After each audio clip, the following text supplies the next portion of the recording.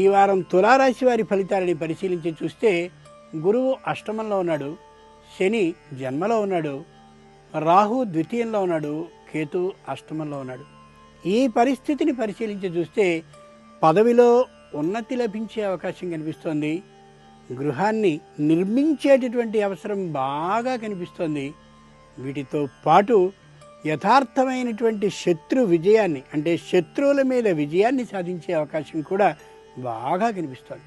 చిత్తా నక్షత్ర జాతకులకి పదవిలో నిశ్చయంగా ఉన్నతి సిద్ధించేటటువంటి అవకాశం కనిపిస్తోంది. స్వాతి నక్షత్ర జాతకులకి ఆనందకరమైనటువంటి పరిణామం ఒకటి కనిపిస్తుంది ఈ వారం.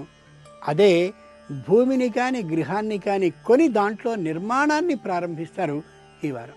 విశాఖ నక్షత్రం వాళ్ళు తమలో వచ్చినటువంటి మార్పుకి తాము చాలా చాలా సంతోషపడుతూ మానసికంగా ధైర్యాన్ని, కుటుంబంలో అందరితో ఐకమత్యాన్ని సాధించుకోగలుగుతారు. దైవపరంగా అయితే లింగాష్టకాన్ని లేదా శంకరునికి సంబంధించినటువంటి ఏ విధమైన స్తోత్రాన్నైనా పఠించుకోవడం చాలా మంచిది.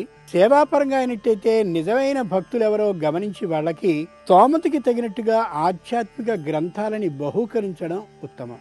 ఇక ఈ రాశివారు ఈ వారం కుటుంబ సభ్యులతో ఎక్కువసేపు గడపడం అత్యవసరం.